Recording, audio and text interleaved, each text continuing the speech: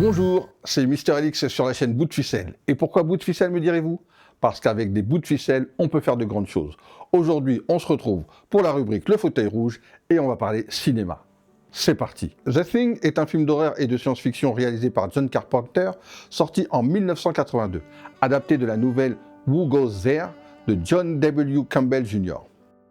L'histoire se déroule dans une station de recherche isolée où une équipe de scientifiques se trouve confrontée à une entité extraterrestre qui a la capacité d'imiter à la perfection n'importe quelle créature vivante après l'avoir assimilée.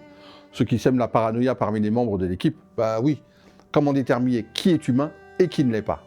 Le film aborde des thèmes tels que la méfiance, la paranoïa, le mystère, laissant planer le doute quant à l'identité des personnages, qui est vraiment humain et qui ne l'est pas.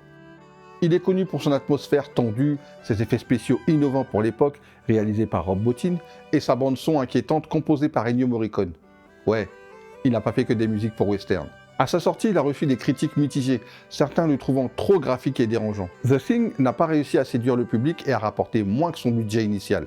Cette réception mitigée est souvent attribuée à la concurrence avec d'autres films, notamment E.T. l'extraterrestre, qui était un film familial, plus léger. Il a été tourné en grande partie dans des lieux très froids et l'équipe a rencontré des conditions climatiques difficiles. Certaines scènes ont été tournées à des températures très basses. Cela a contribué à l'authenticité de l'atmosphère glaciale du film. Parlons des effets spéciaux maintenant. Comme je vous le disais précédemment, ils sont réalisés par Rob Bottin et ils étaient révolutionnaires pour l'époque. Il a créé des créatures et des transformations incroyablement réalistes en utilisant des animatronics et des effets pratiques. Certaines séquences, comme la scène où le protagoniste tente de réanimer un membre de l'équipe, restent emblématiques pour leurs effets saisissants. La scène avec les chiens était particulièrement difficile à tourner car il fallait gérer les animaux qui n'étaient pas habitués aux effets spéciaux.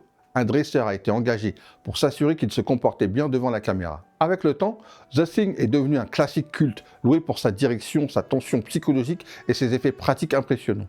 Il est souvent considéré comme l'un des meilleurs films d'horreur de tous les temps. Il faut savoir qu'en 2011, il y a eu une suite à ce film. Disons plutôt un préquel, car il se passe à l'arrivée de l'extraterrestre sur Terre et ce film se finit exactement là où The Thing commence. Voilà, c'est tout pour ce film. J'espère vous avoir donné envie de le regarder.